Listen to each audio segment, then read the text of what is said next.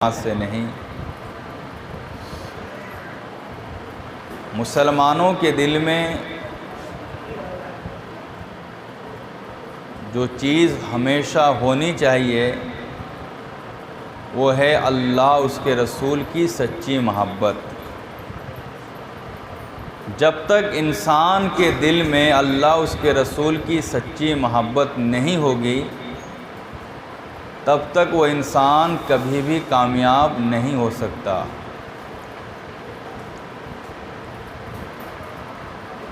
ایک صحابی رسول جن کی عمر 16 سال تھی، ان کا نام حضرت ثعلبہ رضی اللہ تعالی عنہ ہیں۔ وہ رسول اللہ صلی اللہ علیہ وسلم کے پیغام رساں تھے، یعنی حضور کا ہر پیغام وہ دوسرے تک لے جا کے پہنچاتے تھے۔ حضور آقا علیہ السلام کو کسی صحابی تک کوئی پیغام بھیجنا رہتا تو حضرت ثعلبہ کو بلاتے اور کہتے کہ ثعلبہ یہ میرا پیغام ہے، میرے فلاں صحابی کو پہنچا دو۔ ایسے ہی رسول اللہ صلی اللہ علیہ وسلم کفار تک، مشرکین تک جب کوئی پیغام پہنچانا چاہتے تو حضرت ثعلبہ کو بلا کر کہتے کہ یہ میرا پیغام ہے، فلاں کافر کو، فلاں مشرک کو پہنچا دو۔ ایسے ہی رسول اللہ صلی اللہ علیہ وسلم کا گھر کا اپنا کوئی کام ہوتا، مارکیٹنگ کا معاملہ ہوتا، تجارت کا معاملہ ہوتا تو حضور آقا علیہ السلام عام طور سے حضرت ثعلبہ ہی سے وہ سارے کام نبھاتے۔ میرے آقا علیہ السلام نے ایک دفعہ حضرت ثعلبہ کو کسی اہم پیغام کے ساتھ دور بھیجا کہ میرا یہ پیغام ہے، لے جاؤ اور دور تک فلاں کو پہنچا کر آ جاؤ۔ حضرت ثعلبہ رضی اللہ تعالی عنہ اللہ کے نبی سید عالم صلی اللہ علیہ وسلم کا پیغام لے کر گئے۔ پیغام پہنچا کر جب حضرت ثعلبہ واپس ہو رہے تھے، آپ حضرات یہ بات جانتے ہیں کہ نہیں وہ میں نہیں جانتا، پہلے زمانے میں کیا ہوتا تھا، ایک گول ٹائپ کا بنا دیا جاتا تھا اور اس میں پانی بھر دیا جاتا تھا اور لوگ چاروں طرف سے جو اس میں غسل کرتے تھے، ننگے ہو کر، اس کو حمام کہا جاتا ہے۔ تو اس دور میں کپڑے کی بھی کمی رہتی تھی اور پانی کی بھی کافی قلت رہتی تھی۔ حضرت ثعلبہ پیغام مصطفیٰ پہنچا کر واپس آ رہے تھے، راستے پہ ایک حمام یعنی جہاں لوگ نہایا کرتے تھے وہاں تک پہنچے تو ایک عورت وہاں پر غسل کر رہی تھی اور اس کا بدن کھلا ہوا تھا۔ حضرت ثعلبہ کی ایک نظر اس عورت پہ پڑی، پڑھنے کے بعد آپ نے نظر پھیر لی، اس کے بعد پھر آپ نے دوسری نظر پھر اس عورت پہ ڈال دی۔ ڈالنا ہی تھا، آپ کے دل میں اللہ کا خوف پیدا ہوا اور آپ اللہ کی بارگاہ میں زار و قطار رونا شروع کر دیے۔ میں آپ کو یہیں ایک مسئلہ یہ بتا دوں کہ چلتے ہوئے راستے میں غیر محرم پر ایک نظر پڑ جائے تو وہ جائز ہے، آپ دوسری نظر اگر آپ اس پہ ڈالیں گے تو یہ آپ کے لیے ناجائز و حرام ہے۔ مان لیجیے آپ راستے پہ چل رہے ہیں، جیسے آج کل کی عورتیں سر کھول کے اپنے آنگن پہ بیٹھی رہتی ہیں، اچانک آپ کی نظر پڑ گئی اور آپ نے نظر پھیر لیا تو اس پہ کوئی گناہ نہیں ہے۔ اگر آپ پھر دوسری بار دیکھنا شروع کر رہے ہیں تو یہ گناہ ہے۔ آپ کبھی بھی ایسی عادت نہ کریں۔ میں اس سلسلے میں رسول کائنات سید عالم صلی اللہ علیہ وسلم کی ایک حدیث بھی سنا دوں کہ جو آدمی تنہائی میں عورتوں کے ساتھ اٹھ بیٹھ کرتا ہے غیر کی عورت کے ساتھ، قیامت کے دن رسول اللہ صلی اللہ علیہ وسلم اسے اپنا رخ زیبا یعنی نور والا چہرہ نہیں دیکھنے دے گا۔ اب غور کریں کہ اجنبیہ عورت کی نظر پہ نظر ڈالنا کتنا بڑا گناہ ہے۔ بہرحال وہ صحابی رسول ہیں، جب ان کی دوسری نظر پڑ گئی ان کے دل میں اللہ کا خوف پیدا ہوا اور وہ رونا شروع کر دیے۔ حضرت ثعلبہ یہ کہتے ہوئے اب میں تو منافق ہو گیا، میں نے اللہ کے رسول سے خیانت کر لی ہے، میں نے اللہ کے حکم کی خلاف ورزی کی ہے، شاید کہ اللہ کے نبی صلی اللہ علیہ وسلم کی بارگاہ میں اللہ کی طرف سے میرے خلاف کچھ نہ کچھ ضرور حکم آ گیا ہوگا، اب میں رسول اللہ کو کیا چہرہ دکھاؤں گا، میں اس نگاہ سے اب اللہ کے حبیب کو کیسے دیکھوں گا؟ جو نگاہ دوسری عورت کو دیکھے وہ نگاہ اس لائق ہی کہاں کہ وہ اللہ کے رسول کو دیکھ سکے، اور مدینے میں رہ کر جب میں اللہ کے رسول علیہ السلام کو نہ دیکھ سکوں، مدینے میں رہنا نہ رہنا میرے لیے دونوں برابر ہے۔ یہ کہا، وہیں سے الٹے پاؤں پلٹے سیدھے آپ نے جنگلوں کا راستہ لیا۔ نماز کا جب وقت آیا، میرے آقا علیہ السلام نے سلام پھیر کر جب آپ نے اپنے صحابیوں کو دیکھا کہ کتنے لوگ نماز میں حاضر نہیں ہوئے ہیں، تو آپ نے دیکھا سب لوگ حاضر ہیں لیکن حضرت ثعلبہ رضی اللہ تعالیٰ عنہ نماز میں حاضر نہیں ہیں۔ میرے آقا علیہ السلام نے فرمایا میرا صحابی ثعلبہ کہاں ہے؟ تو صحابہ کرام نے کہا یا رسول اللہ علیہ السلام ہمیں پتہ نہیں ہے کہ ثعلبہ کہاں ہے۔ تو میرے آقا علیہ السلام نے حضرت عمر کو اور حضرت سلمان فارسی رضی اللہ تعالیٰ عنہ کو منتخب کیا اور ارشاد فرمایا کہ تم دونوں جاؤ تلاش ہو ثعلبہ کہاں ہے، پھر انہیں ڈھونڈ کر میری بارگاہ میں لے آؤ۔ یہ دونوں صحابی رسول حضرت ثعلبہ کو ڈھونڈتے ڈھونڈتے بستی بستی قریہ قریہ ہر طرف تلاشتے جب شہر کے کنارے ہوئے تو آپ لوگوں نے ایک بلند اور بڑا سا پہاڑ دیکھا، وہیں پر کچھ لوگ بکریاں چرا رہے تھے۔ تو آپ دونوں نے ان لوگوں سے پوچھا کیا تم لوگوں نے اس رنگ کے ایک آدمی کو دیکھا ہے؟ کیا تم نے اس شکل کے ایک آدمی کو دیکھا ہے؟ تو بکری چرانے والوں نے کہا کہ آخر تم ان کے بارے کیوں پوچھ رہے ہو؟ تو حضرت عمر فاروق حضرت سلمان فارسی نے کہا کہ وہ ہمارے ساتھی ہیں، مسلمان ہیں، وہ کئی روز سے گم ہو گئے ہیں، ہم پورے مدینے میں انہیں ڈھونڈ رہے ہیں۔ تو بکری چرانے والوں نے کہا آپ لوگ جو شکل بتا رہے ہو، جو رنگ بتا رہے ہو، اس شکل اس رنگ اور اس قد کا ایک آدمی پہاڑ کے فلاں کونے میں رہتا ہے اور صبح و شام زارو قطار روتا ہے یہ کہتے ہوئے یا اللہ میں تو منافق ہو گیا، جس آنکھ سے میں تیرے حبیب کو دیکھا کرتا تھا میری اس آنکھ نے خیانت کی اور ایک عورت کو 2 بار دیکھ لی ہے، یا اللہ مجھے معاف کر دے، میں اپنا یہ چہرہ اللہ کے رسول کو کیسے دکھاؤں گا؟ مولا جب تک تو معاف نہیں کرے گا میں تیرے محبوب کی بارگاہ میں حاضر نہیں ہوں گا۔ وہ اس طرح کہتے ہیں، روتے ہیں، ان کی آنکھوں سے آنسو بہتے ہیں۔ اس طرح کے ایک آدمی پہاڑ کے فلاں کوہ میں ہیں۔ تو ان دونوں نے سمجھا کہ یہ وہی ثعلبہ ہی ہوں گے۔ تو حضرت عمر فاروق اور حضرت سلمان فارسی رضی اللہ تعالی عنہما نے فرمایا کہ آپ ہمیں ان کے پاس لے چلو، وہ جس جگہ پہ آرام کر رہے ہیں، جس غار پہ رو رہے ہیں، ہمیں وہاں پہنچاؤ۔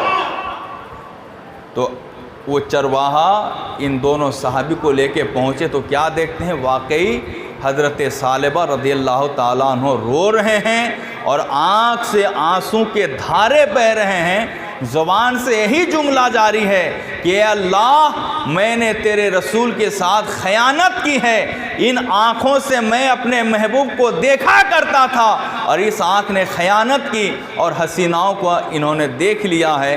اے اللہ جب تک تو معاف نہیں کرے گا تب تک میں مدینہ نہیں جا پاؤں گا، اور مجھے تو یقین ہے میرے خلاف تو نے ضرور کوئی نہ کوئی قرآنی آیت اتارا ہوگا اور میرا شمار منافقوں میں ہو گیا ہوگا۔ جب اس طرح بے ہوش ہو کے رو رہے تھے، حضرت عمر نے انہیں آواز دی، او ثعلبہ۔ جب ان کی اچانک آنکھ کھلی تو سامنے کیا دیکھتے ہیں؟ حضرت عمر ہیں اور حضرت سلمان فارسی رضی اللہ تعالی عنہما ہیں۔ حضرت عمر نے کہا تم یہاں کیوں رو رہے ہو؟ تمہاری وہاں تلاشی ہو رہی ہے، اللہ کے رسول علیہ السلام تمہارے لیے پریشان ہیں اور تم یہاں رو رہے ہو۔ حضرت ثعلبہ نے اپنا قصہ سنایا، میں اللہ کے رسول علیہ السلام کا پیغام لے گیا تھا، واپسی میں حمام کے پاس میں نے ایک عورت پر نظر ڈالی اور اس کے بعد سے مجھے یقین ہو گیا ہے کہ میں منافق ہو گیا ہوں، اللہ کے رسول کے ساتھ میں نے خیانت کی ہے، میں کون سا چہرہ لے کر اللہ کے رسول کی بارگاہ میں آؤں، اسی لیے میں یہاں رو رہا ہوں۔ حضرت عمر نے انہیں جب پکڑنے کے لیے آگے بڑھے تو وہ بھاگ رہے تھے، وہ یہ سوچ کر کہ اس چہرے سے میں اللہ کے نبی کو دیکھوں تو کیسے دیکھوں، ان آنکھوں سے اللہ کے رسول کو دیکھوں تو کیسے دیکھوں جن آنکھوں نے اللہ کے رسول کے ساتھ خیانت کی ہے۔ بالآخر عمر ان کو پکڑے، سلمان فارسی پکڑ کے ان کو کھینچ کر بارگاہ رسول میں پہنچائے۔ حضرت ثعلبہ کئی دن سے بھوکے بھی تھے، پیاسے بھی تھے، نہایت ہی کمزور ہو چکے تھے، چل نہیں پا رہے تھے۔ آپ دونوں نے سہارا دے کر لے آئے اور لانے کے بعد انہیں بستر پہ لٹا دیا۔ میرے آقا علیہ السلام نے کرم فرمایا، نماز سے فارغ ہو کر آپ اپنے صحابی پہ کرم کرتے ہوئے تشریف لے آئے۔ حضرت ثعلبہ اٹھ نہیں پا رہے تھے، آقا علیہ السلام نے انہیں سہارا دیا اور ان کے سر کو اپنے زانوں پہ رکھا۔ بولو سبحان اللہ۔ میرے بھائیوں، آج اگر کوئی بزرگ ہستی کسی کے بچے کو گودی میں لے لیتا ہے تو ماں باپ دن بھر خوشیاں مناتے ہیں۔ ذرا غور کرو، میرے آقا علیہ السلام نے اس صحابی کے سر کو اپنے قدموں پہ رکھا، اپنے زانوں پہ رکھا، رکھ کر سر پہ ہاتھ پھیرتے ہوئے کہا ثعلبہ کیا معاملہ ہے تمہارا؟ تو حضرت ثعلبہ نے کہا یا رسول اللہ میں آپ کا پیغام لے جا رہا تھا، واپسی پہ ایک نہانے کی جگہ پہ ایک عورت نہا رہی تھی، میں نے اس پر دوبارہ نظر ڈال دی، آپ نے فرمایا تھا ایک نظر معاف ہے، میں نے دوسری بار نظر ڈال دی تو میں سمجھ گیا کہ میں نے اللہ کے رسول سے خیانت کی اور میں منافق ہو گیا، شاید کہ میرے تعلق سے کچھ نہ کچھ اللہ کا پیغام آ گیا ہوگا، یہ سوچ کے میں آپ کی بارگاہ میں حاضر نہیں ہو پا رہا تھا۔ میرے آقا علیہ السلام نے فرمایا تمہارے خلاف یا تمہارے حوالے سے اللہ کا کوئی حکم نہیں آیا ہے، تو انہیں خوشی ہوئی اور اللہ کا شکر بجا لایا۔ اسی درمیان حضرت حضرت ثعلبہ رضی اللہ تعالی عنہ کے بدن پہ کپ کپی طاری ہوئی۔ میرے آقا نے پوچھا ثعلبہ تم کیوں کپ کپا رہے ہو؟ تو حضرت ثعلبہ نے کہا یا رسول اللہ مجھے ایسی تکلیف ہو رہی ہے پورے بدن میں، ایسا لگ رہا ہے کہ جیسے مجھے کیڑے کھا رہے ہیں، کیڑے کاٹ رہے ہیں میرے بدن میں۔ اتنا کہنا تھا میرے آقا علیہ السلام زار و قطع رونا شروع فرما دیے۔ تو حضرت ثعلبہ نے کہا یا رسول اللہ آپ رو کیوں رہے ہیں؟ تو حضرت ثعلبہ کے عرض پر میرے آقا علیہ السلام نے فرمایا کہ ثعلبہ مجھے یقین ہو گیا ہے کہ تمہارے پاس موت کے فرشتے آ رہے ہیں تمہاری روح قبضے کرنے کے لیے۔ حضرت حنظلہ نے حضرت ثعلبہ نے کہا یا رسول اللہ یہ میرے لیے قسمت کی بات ہے کہ میری روح اگر نکلے گی تو آپ کے قدموں پہ لپٹ کر ہی نکلے گی، یہ میرے لیے قسمت کی بات ہے۔ یہ ہے صحابی رسول، یہ ہے ان کا ایمان اور عقیدہ۔ آج ہمارا معاملہ کیا ہے؟ ہمارا معاشرہ کتنا بگڑا ہوا ہے، ہم اپنی بیویوں کو، بچیوں کو سڑکوں پہ چھوڑ دیتے ہیں، مارکیٹنگ کرنے بھیجتے ہیں، اسکول بھیجتے ہیں، بڑے موبائل ان کے ہاتھ پہ دیتے ہیں، غیر مسلموں سے ہماری بچیاں رابطہ قائم کر کے اسلام چھوڑ کر مرتدہ ہوتی ہیں، جس میں فروشی کرتی ہیں، آخر میں وہ کفار مشرکین دریدہ دہن لوگ عزت اور ناموس کو لوٹنے کے بعد پھر انہیں قتل بھی کر دیتے ہیں، جسے ہم اپنی آنکھوں سے دیکھا کرتے ہیں۔ یہ صرف دین اور اسلام کی کمی کی وجہ ہے۔ یہ تو میں نے اس بچے کا واقعہ سنایا جن کی عمر 16 سال کی تھی، اور آؤ میں تمہیں کمال مصطفیٰ کا فیض دکھاؤں۔ ایک 4 سال کا بچہ ہے، ان کا نام حضرت عمیر ہیں، عاشق رسول ہیں۔ ان کا چچا جلاس بن سوید جو منافق تھا، وہ ہر دن حضرت عمیر جو 4 سال کا بچہ تھا، یوں سمجھو ہمارے صاحبان کی عمر کا بچہ تھا، جلاس بن سوید ہر دن اپنے بھتیجے کی انگلی کو پکڑ کر بارگاہ رسول میں پہنچتا تھا، فرمان مصطفیٰ سننے کے لیے، ذکر مصطفیٰ سننے کے لیے۔ جلاس اوپر سے مسلمان تھا لیکن اندر سے منافق تھا۔ ظاہری طور سے وہ کلمہ اور نماز پڑھتا تھا لیکن اندر سے وہ کافروں کا ساتھ دیا کرتا تھا۔ ایک دن جلاس بن سوید بارگاہ رسول میں حاضر نہیں ہوا۔ وہ چھوٹا سا بچہ جن کی عادت بنی ہوئی تھی رسول اللہ کے دربار میں حاضر ہو کر دین سیکھنے کی، وہ تنہا بارگاہ رسول میں پہنچا۔ اس روز اتفاق سے اللہ کے نبی سید عالم صلی اللہ علیہ وسلم قیامت کے تعلق سے منظر کشی کر رہے تھے۔ قیامت کا احوال اور ہولناکیاں کے متعلق تقریر فرما رہے تھے۔ حضرت عمیر جو 4 سال کے بچے تھے، ذکر مصطفیٰ سن کر گھر آئے، چچا کے پاس گئے، چچا آج آپ دربار حضور پہ حاضر نہیں ہوئے، لیکن آج اللہ کے نبی صلی اللہ علیہ وسلم نے قیامت کے تعلق سے ایسی منظر کشی کی کأنہ اراہا، گویا کہ میں یہیں بیٹھے بیٹھے قیامت کے سارے ہولناکیاں کو دیکھ رہا ہوں۔ وہ منافق تھا، جبکہ رسول اللہ کے ساتھ نماز بھی پڑھتا تھا، رمضان کا روزہ بھی رکھتا تھا، اسلام کے لیے جہاد بھی کرتا تھا، لیکن اس کا دل اللہ کے نبی سید عالم صلی اللہ علیہ وسلم کے حوالے سے صاف نہیں تھا۔ اس نے دیکھا کہ کوئی آگے پیچھے دائیں بائیں نہیں ہے۔ اس نے کہا کہ اگر محمد کو ہم سچے سمجھ لے تو ہم اپنے آپ کو گدھے سے بھی بہتر سمجھتے، برا سمجھتے۔ نہیں، محمد اگر سچے ہوتے تو روئے زمین میں ہم گدھے سے بھی بدتر ہوتے۔ ہم محمد کے کسی بات کو سچ نہیں مانتے ہیں۔ بچہ چھوٹا تھا، کرنٹ جیسی بات ان کے دل پہ لگی۔ اس نے کہا چچا تم کیسی بات کر رہے ہو؟ تم اللہ کے نبی محمد علیہ السلام کو سچا نہیں مان رہے ہو۔ اس نے کہا اگر میں سچا مانتا تو اپنے آپ کو گدھا سے بھی برا سمجھتا۔ انہوں نے کہا کہ اب تو میرے پاس 2 ہی راستے رہ گئے۔ 4 سال کا بچہ ہے، بارگاہ رسول میں حاضری کا فیض دیکھو۔ بچہ کہتا ہے چچا لنا سبیلان، میرے لیے اس وقت 2 ہی راستے ہیں۔ پہلا راستہ تو یہ ہے جو تم نے کہا میں اس کو چھپا دوں اور اللہ کے رسول کے ساتھ خیانت کر کے منافق بن جاؤں۔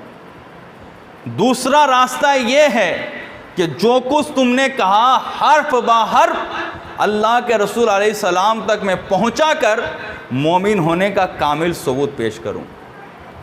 چچا نے کہا کہ جاؤ تم بول دو، تم چھوٹے بچے ہو، تمہاری بات کا کیا اعتبار ہے، کوئی تمہاری بات کو بھروسہ نہیں کریں گے، تم جاؤ بول دو۔ وہ چھوٹا سا بچہ ہے 4 سال کا، سیدھے بارگاہ رسول میں پہنچے اور اعلان کیا کیے جانتے ہیں؟ یا رسول اللہ انی قد تبرأت من عمی، یا رسول اللہ میں جو آپ کے سامنے بات رکھنے والا ہوں اس سے پہلے میں یہ اعلان کرتا ہوں میں نے اللہ اس کے رسول کے لیے اپنے چاچا کو بائیکاٹ کیا اور اس سے اپنا تعلق ختم کر دیا، اس بات کے آپ گواہ رہیں۔ دیکھا آپ نے، نماز بھی پڑھتا تھا وہ انسان رسول اللہ کے پیچھے، جہاد بھی کرتا تھا اسلام کے لیے، قرآن کی تلاوت بھی کرتا تھا۔ اللہ کے نبی کی شان میں چھوٹی سی گستاخی انہوں نے پائی، بچہ چھوٹا ہے، ایمان جگمگا اٹھا اور سیدھے بائیکاٹ کا اعلان فرما دیا۔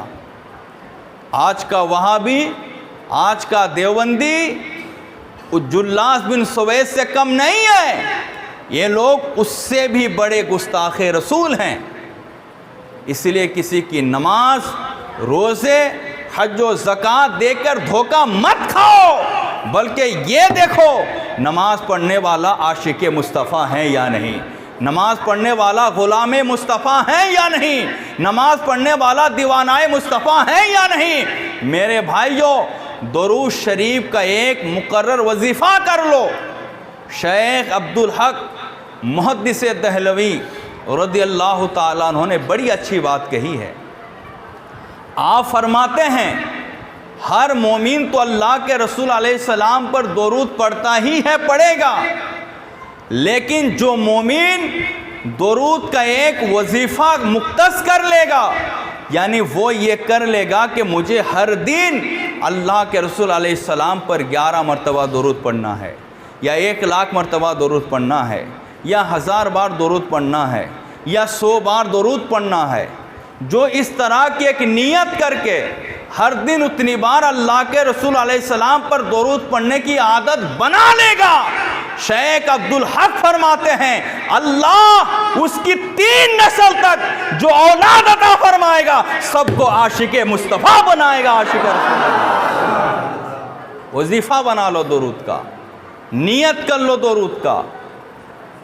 حضرت عمیر نے کہا کہ میں اللہ کے رسول تک جا کر یہ بات کہوں گا، میں خیانت نہیں کر سکتا۔ جلاس نے کہا ارے تم بچے ہو، تمہارے بات کا کیا بھروسہ، جاؤ تم کہہ دو۔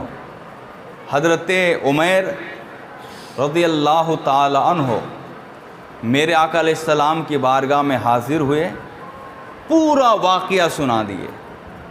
سنانے کے بعد میرے آقا نے صحابہ کرام کو بلا کر ایک مشورہ کیا، ایک میٹنگ کی، اور فرمایا کہ جلاس کے تعلق سے عمیر ایسی باتیں کہہ رہا ہے، کیا کیا جائے۔ صحابہ کرام نے فرمایا یا رسول اللہ جلاس شیخ کبیر یصلی معنا، یا رسول اللہ جلاس ایک بوڑھا آدمی ہے، بزرگ آدمی ہے، چہرے پہ داڑھی ہے، ہمارے ساتھ نماز پڑھتے ہیں، وہ آپ کی شان میں اس طرح کی گستاخی نہیں کر سکتا ہے، بچہ آدمی ہے، ان کی بات پہ دھیان مت دیجئے، چھوڑ دیجئے۔ میرا آقا علیہ السلام نے توجہ نہیں دیا۔ حضرت جلاس کو بڑی تکلیف ہوئی، کہ حضرت عمیر کو بڑی تکلیف ہوئی کہ میں اللہ کے رسول کی بارگاہ میں جھوٹا قرار دے دیا گیا، میں اللہ کے رسول کی بارگاہ میں جھوٹا مانا گیا۔ ان کو بڑی تکلیف ہوئی کہ میں رسول کو کیا منہ دکھاؤں گا، میں جھوٹا جب قرار دے دیا گیا۔ تو حضرت عمیر ایک جگہ تشریف لے جاتے ہیں، چھوٹے سے بچے ہیں، 4 سال عمر ہے، صہبان میاں کی طرح ان کی عمر ہے، ہاتھ اٹھا کر اللہ کی بارگاہ میں دعائیں شروع کر دی، مولا اگر میں اپنی باتوں میں جھوٹا ہوں تو میرا جھوٹ ظاہر کر دے، اور اگر میں اپنی باتوں میں سچا ہوں تو میری سچائی کو بھی ظاہر کر دے۔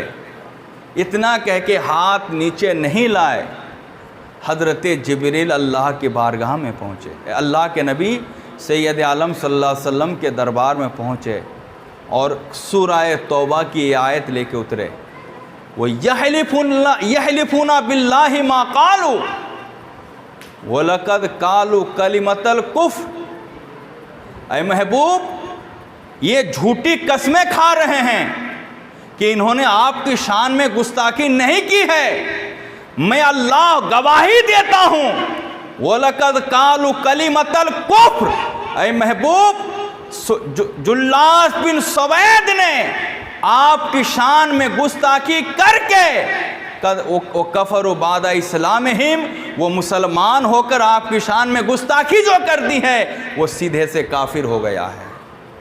تو پتہ کیا چلا؟ نمازی آدمی، روزہ دار آدمی، حاجی آدمی، زکوٰۃ دینے والا، جہاد کرنے والا آدمی نے اللہ کے نبی کی شان میں گستاخی کی، اور گستاخی کر کے جھوٹی قسمیں کھا رہا ہے میں نے گستاخی نہیں کی ہے، پھر بھی اللہ نے رد فرمایا اور فرمایا وَيَحْلِفُونَ بِاللَّهِ مَا قَالُوا، وہ لوگ قسمیں کھا رہے ہیں ما قالوا، ان لوگوں نے اے رسول آپ کی شان میں گستاخی نہیں کی ہے۔ وَلَقَدْ قَالُوا كَلِمَةَ الْكُفْرِ، اے محبوب آپ کی شان میں جو انہوں نے گستاخانہ کلمہ نکالا ہے وہ کلمہ کفر ہے، وہ کفروا بعد اسلامہم، وہ مسلمان ہونے کے بعد سیدھے کافر ہو گئے۔ اس لیے میرے بھائیوں، میرے عزیزوں، امام اہل سنت کی طرح یہ مزاج بناؤ اور قوم کو فکر دو، زمانہ روٹتا ہے تو روٹھنے دو، کوئی آپ سے ٹوٹتا ہے تو ٹوٹنے دو، کوئی آپ سے بگڑتا ہے تو بگڑنے دو، لیکن کبھی یہ نہ سوچو کہ اللہ کے رسول آپ سے روٹ جائیں، کبھی یہ نہ سوچو کہ اللہ کے حبیب آپ سے بگڑ جائیں۔ مصطفیٰ کریم اگر آپ سے بگڑ جائیں گے کوئی آپ کا کام آنے والا نہیں ہے۔ قبر سے لے کے حشر تک، حشر سے لے کے جنت تک جو کام آئیں گے وہی محمد رسول اللہ صلی اللہ علیہ وسلم ہیں۔ تبھی تو اعلیٰ حضرت فرماتے ہیں انہیں جانا انہیں مانا، نہ رکھا غیر سے کام، للہ الحمد میں دنیا سے مسلمان گیا۔ رمضان شریف کا مہینہ بہت ہی پرکشش مہینہ ہے۔ رمضان کی یہ سب سے بڑی کرامت کہ وہ بے نمازیوں کو بھی کھینچ کے وہ مسجد میں پہنچا کر نمازی بنا دیتا ہے۔ صحیح نہ غلط ہے؟ اب رمضان گزرتے ہی شیطان آ جائے گا اور آپ کی اس سے دوستی ہو جائے گی، مسجد آپ سے ویران ہو جائے گی۔ یاد رکھو اللہ کے رسول کو کبھی ناراض نہ کرو۔ میرے آقا علیہ السلام فرماتے ہیں الصلاۃ قرۃ عینی، نماز میری آنکھوں کی ٹھنڈک ہے۔ اور میرے آقا علیہ السلام نے فرمایا الصلاۃ عماد الدین، نماز دین کا ستون ہے۔ اور میرے آقا علیہ السلام نے فرمایا من ترک الصلاۃ متعمدا فقد کفر، جس نے جان بوجھ کر نماز چھوڑا وہ کافر ہو گیا۔ اور سرکار غوث جن کے دامن سے ہم وابستہ ہیں، آپ فرماتے ہیں بے نمازی مر جائے تو اسے مسلمانوں کی قبر پہ مت دفناؤ۔ اس کا مطلب یہ ہوا کہ غوث پاک کی نظر میں مسلمان وہی ہے جو نمازی ہے۔ اس لیے نماز پڑھنے کی کوشش کریں، گناہوں سے بچیں، قرآن سیکھیں، قرآن سکھائیں۔ اپنی بچیوں کو اسکول کالج میں پڑھانے سے پہلے انہیں دین پڑھائیں، دین سکھائیں، کیونکہ ہر بچے اور ہر بچی کا پہلا مدرسہ جو ہے وہ ماں کی گود ہے، وہیں سے جو تربیت لے کر بچہ یا بچی آگے بڑھیں گے اسی حساب سے وہ پروان چڑھیں گے۔ اس ضرورت کو محسوس کرتے ہوئے ایک سروے کے مطابق کئی ہزار لڑکیاں صرف موبائل کے ذریعے غیر مسلموں سے رابطہ کر کے اپنا دین اور اسلام مذہب چھوڑ دیے۔ کہیں یہ مسلمانوں کا اتنا بھاری گاؤں ہے، اس گاؤں پہ کسی کافر کو نظر ڈالنے سے پہلے 1000 بار سوچنا پڑتا ہے۔ جانتے ہیں اس پر بھی دین نہ ہونے کی وجہ سے ہمارے خود کے گاؤں کی کئی بچیاں غیروں کے ساتھ بھاگ گئی ہے۔ اس لیے اپنی بچیوں کو دین سکھاؤ، اسلام سکھاؤ، شریعت سکھاؤ۔ اس ضرورت کو محسوس کرتے ہوئے ہمارے سکڑی صاحب سے ایک میٹنگ رکھی گئی ممبروں کی، جس میں یہ بات طے پائی کہ ہم لوگ کلیت النساء ام الخیر ہاجرہ کے نام سے لڑکیوں کا بھی ادارہ چلائیں گے، جس میں باضابطہ ہاسٹل کا بھی انتظام رہے گا۔ ہمارے گاؤں کی جو بچیاں پڑھ کر گھر چلی جائیں گی ان کو منتھلی صرف 500 روپیہ دینا ہوگا، اور جو چاہیں کہ وہ بچیاں ہاسٹل میں رہ کے پڑھیں اور یہیں پر ان کے کھانے کا بھی انتظام رہے تو ان کو 1000 روپیہ دینا پڑے گا، جس طرح ہر مدرسے کا سسٹم ہے، لڑکیوں کے جو ادارے کا سسٹم ہے۔ ہمارے یہاں پڑھنے کے 2 فائدے ہوں گے، 2 نہیں بلکہ 3 فائدے۔ پہلا فائدہ تو یہ ہوگا، پڑھنے والی بچیوں کو انشاءاللہ ہم میٹرک کا بھی سرٹیفکیٹ دیں گے۔ اس سلسلے میں ہم نے اپنا سسٹم بنا لیا ہے، ہم کہاں سے سرٹیفکیٹ دلائیں گے۔ دوسرا فائدہ یہ ہوگا، سلائی کڑھائی کے ساتھ بچیاں بھی انشاءاللہ کمپیوٹر سیکھ لیں گی۔ تیسرا فائدہ یہ ہوگا کہ آپ کی بچی عالمہ بن کے جائے گی، جہاں بھی جائے گی کفر نہیں اسلام کو لہلہا دے گی۔ وآخر دعوانا اور یوں ہی بہت جلد CBSE پیٹرن کے اعتبار سے انگلش میڈیم بھی ہمارا کھل جائے گا، جہاں اسٹینڈرڈ 5 تک کی تعلیم دی جائے گی، اور انشاءاللہ ہمارے یہاں سے پڑھ کے نکلنے والے، ہمارے انگلش میڈیم سے پڑھ کے نکلنے والے بچے ہوں کہ بچیاں، وہ انگلش زبان پہ رام مہابھارت نہیں بلکہ اللہ کا قرآن کا معنی بیان کریں گے۔ السلام علیکم ورحمۃ اللہ۔